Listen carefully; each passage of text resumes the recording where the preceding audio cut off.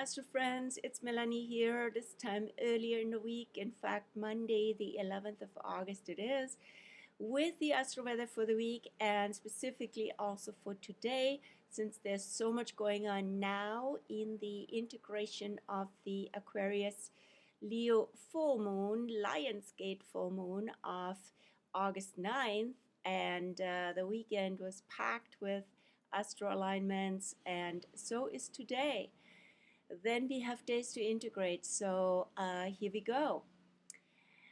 How's it going with that full moon energy? It wasn't just a full moon, was also a full moon with a T-square to Lilith in Scorpio, which I believe other astrologers wouldn't have pointed out so much. I'm not really comparing and comparing notes much. There's so much to do in my own professional work, but I wanted to point it out here to you.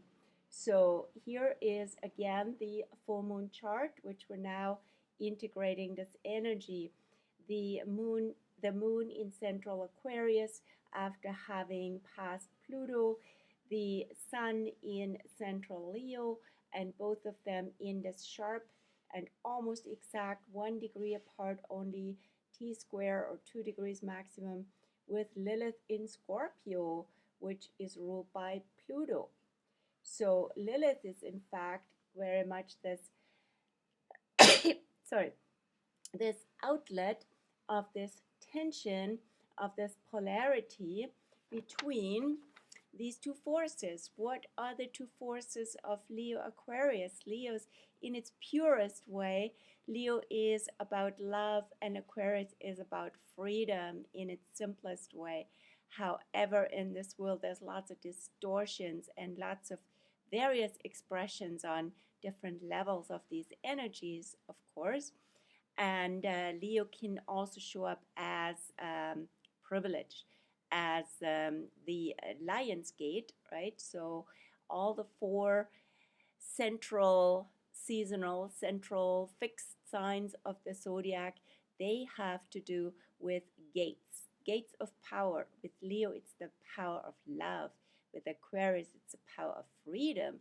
With Scorpio, where Lilith is, it's the power of change, the power of transformation. And with Taurus, it's the power of nature. So Taurus is not activated at this point, but the three other ones are. And they call us also as humanity in Aquarius to come together for our free and liberated humanity from all these oppressive powers of elites and of domination by the Leo forces. And lots of the current leaders so-called leaders in the so-called free or not free world, they were born with Pluto in Leo, which is the generation from 1939 till 1957.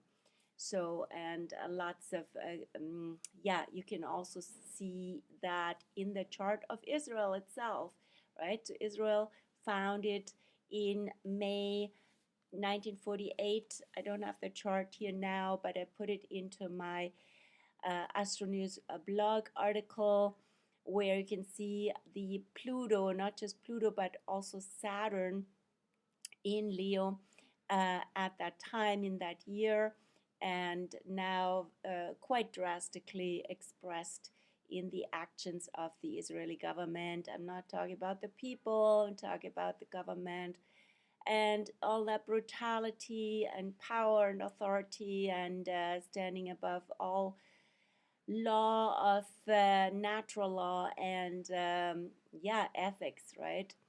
And essential humanitarian rules. So humanity is really called to come together with this Pluto moon, full moon, the first full moon, in fact, since Pluto, with the first full moon in Aquarius, since Pluto's been in Aquarius since last November. And so a lot of things since then and before are coming to fruition, to be seen in the full light of the human needs, right, versus the human greed, right? So human needs and even survival of yeah, certain parts of our humanity that have the essential rights to be free and happy and even just survive food-wise, but more than that. So yeah, all of this is now really coming to a head, and at the same time, Mars freshly in Libra, also just before the full moon, right? Since the 6th of August, Mars in Mars in Libra has created aspects that are also we're feeding into this full moon. So we have Mars here in early Libra, opposite Saturn and Neptune, both together in the first degree of Aries and both retrograde. So this is the key axis of this kite configuration, which also extends to Uranus here in Gemini and to Pluto retro in early Aquarius. These are the wings. This is the opportunity, basically.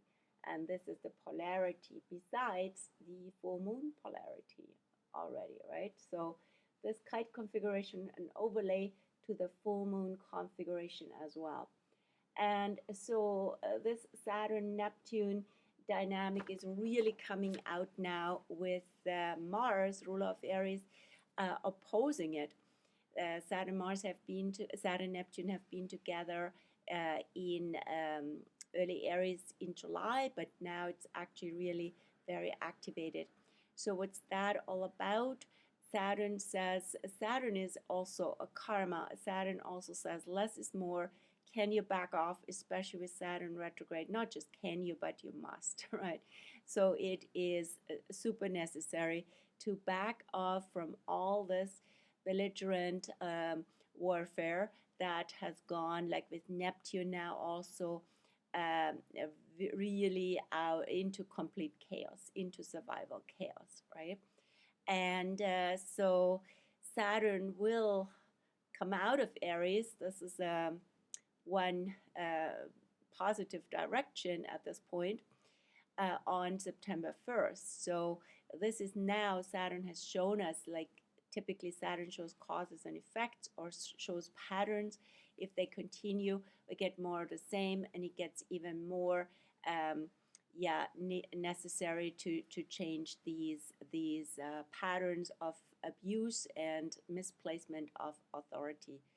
And Mars is now the warrior energy that is really standing up for peace, standing up for fairness, for justice. And while at the same time, there's also peace is very disrupted. And so there is a battle around peace at this point going on with Mars in Libra, which Mars continues to be in Libra until the 22nd of September. But by then, the most intensity is actually happening now with this polarity to Saturn and Neptune. And at the same time, we have Pluto and Uranus as opportunities, because Pluto in Aquarius, again, our humanity needs to transform, needs to be re-empowered, and change is so needed at this time. Then the new element is Uranus, the ruler of Aquarius, in early Gemini. So this is also in this context the role of information, of journalism, and so it is really important to disrupt patterns of news, conveying of news. And it is also has to do with our minds, right? So how are our minds being disrupted, and more separation and more division and controversy is being sown into our minds. So we don't need more of that, but we need to be really clear about what we stand for, not about what we're against, right? And to do this inner alchemy in our mind is super important, to not get totally, swept up in this crazy storm nowadays, and of media showers, I call it also, while we're also having, on a sweet note, sweet cosmic note, we're having the Perseid meteor showers peaking tonight, tomorrow, around the 12th of August. So maybe you have a chance to see the meteor showers, or showers, and yeah, and to be in awe of the universe. Speaking of awe of the universe and also of love, oh, by the way, before I get to that, Mercury goes and has actually this morning gone out of retrograde. Mercury, ruler of Gemini. So again, also Mercury is now in its post-retro turnaround, U-turn storm, where it moves super slowly until the 17th of August. And this is for all of us, of course, the invitation and necessity to monitor and not be identified with the mind, but also review perhaps the process of the last 3 weeks when Mercury has been retrograde. How have we come back from our head to our heart, from the mind to from mental distortion even, or self-absorption with Mercury in Leo, back to love and to let the heart, let consciousness, let spirit rule.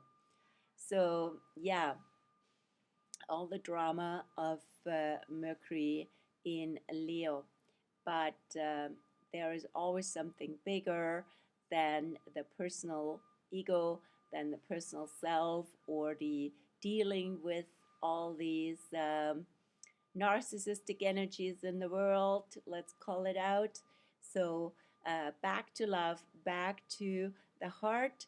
The strong lion heart needs to shine forth and be voiced via Mercury in Leo, which is still going on until early September, having a really long Mercury in Leo phase this year. Then, speaking of love, Venus and Jupiter come together this evening in mid-Cancer, which is also super close to Sirius. The fixed star and bright star Sirius in mid-Cancer will be visited by Venus and Jupiter. And I've been waking up these days in the early morning to check in with Venus and Jupiter getting ever closer in the dawn and pre-dawn hours. So beautiful. If you see both of them up in the sky, it's a gift, and it's maybe also an initiation to come back to love, and to love that is caring and is caring for our family, our human family again, right? So love and compassion are big and are bigger than all these wars and all the strife and the division. So that's the main news, the main astro alignment day, I should say, of the week today. And that's why I've been doing the video here. And then we have in the coming days mainly an alignment of of Mercury and Mars, which is really relevant. It comes twice on the 14th and on the 17th, because Mercury moves so slowly, and we'll meet Mars, which is equally moving, not moving slowly, but moving in early Libra, and Mercury will go into contact twice in a sextile. So this is all about, again, passionate expression of what we love, of our hearts, of our creativity.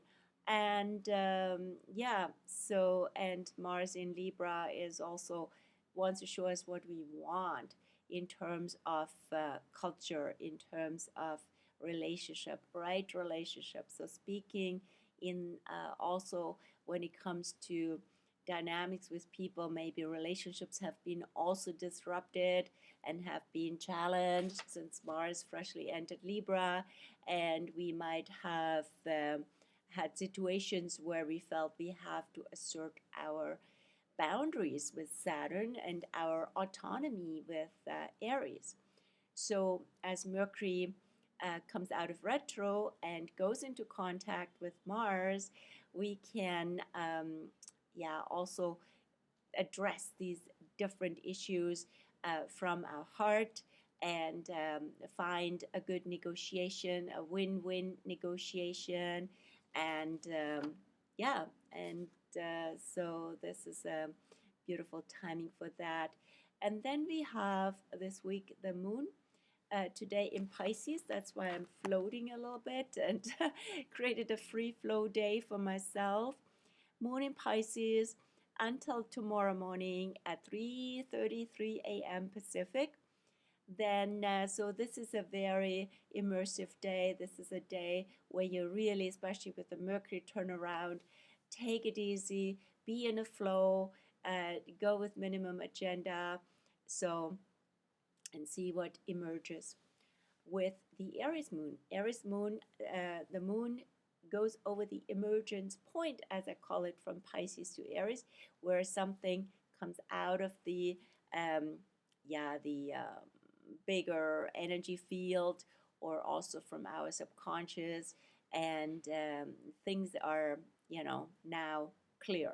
Where with the Aries moon, things are always very activated, energized, and not so all over the place as in Pisces. And but also Pisces very open, right? Open and connective. Can get overwhelmed, of course. And Aries says, oh, wait a minute. Okay, this is what I need to do right now. This is what we start with.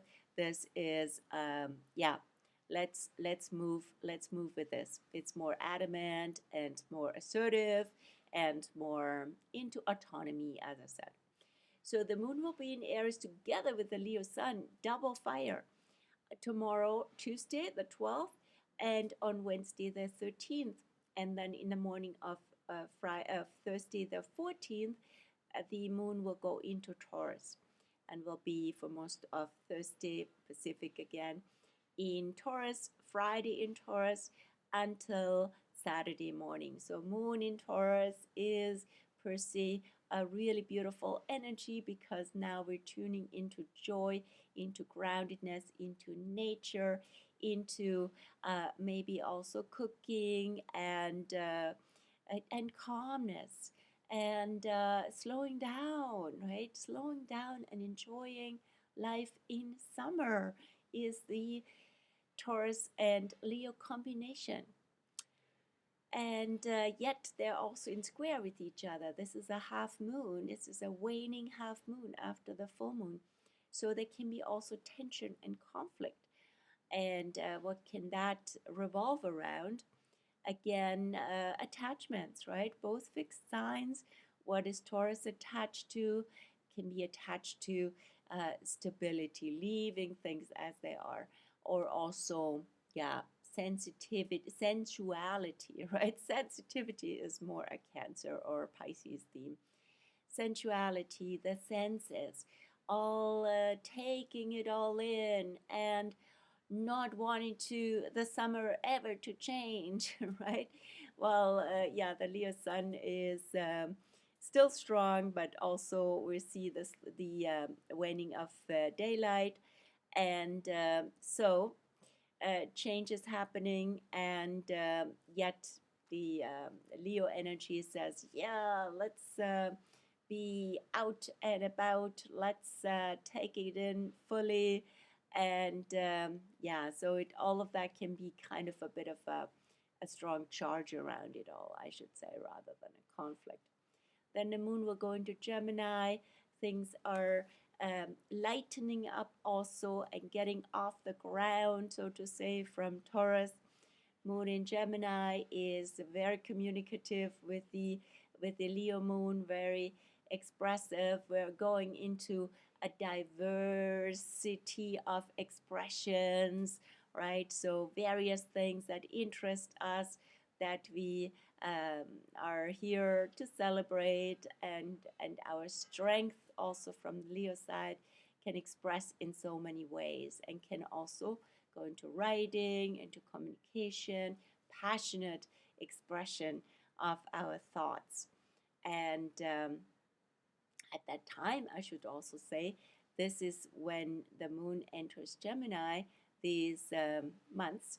She will connect with Uranus freshly in Gemini. So things can also be quite unpredictable, and that can show up also when it comes to communication.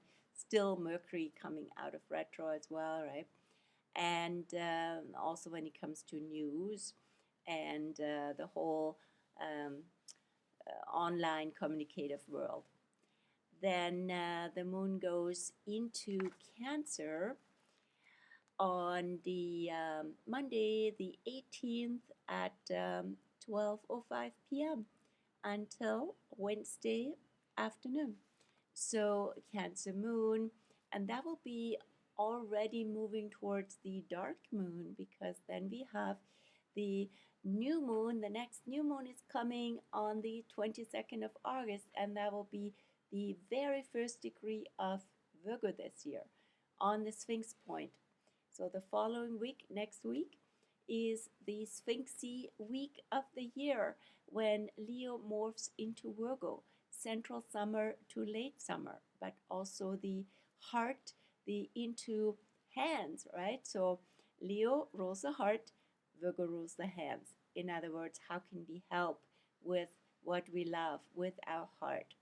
And also it's about self-awareness. Leo is about the self, Virgo is about awareness, or also analysis sometimes, right? Self-analysis, knowing who you are, knowing also what you can do, knowing what you are doing, how you operate, and being aware of that, rather than just, yeah, I'm just being myself, right? While Virgo says, yeah, be conscious, be considerate also. Then yeah, so, and we are now also, as of tomorrow the 12th, moving into the last phase, again backtracking in that regard, last 10 days of Leo. And that goes, of course, until the 22nd, as I said, right? So last 10 days of Leo, third decanate, has a Sagittarius undertone. So now it's about the path, the truth that is in the heart, being on the path of the heart journey, going for what your heart is calling you. And that can have many expressions, and that can literally mean a journey, and that is, of course, also the path in life. And the lower vibration, of course, would be being very righteous, being just in your own self-absorption, and your law is, yeah, you are self, absorbed, and all that you care about is what you think and what you, yeah, what you opinionated basically about, right? So going to a better expression of that. But we, again, I put out these shadow expressions also to show you that that's how they can express in the world. I'm not saying you are like that, but yeah, it's always good to monitor oneself as well, a shadow.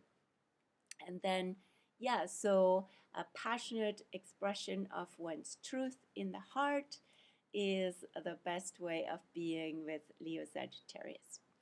So I close here on this point and wish you a beautiful post full moon week here, and maybe all contribute to the liberation of our shared and empowered humanity.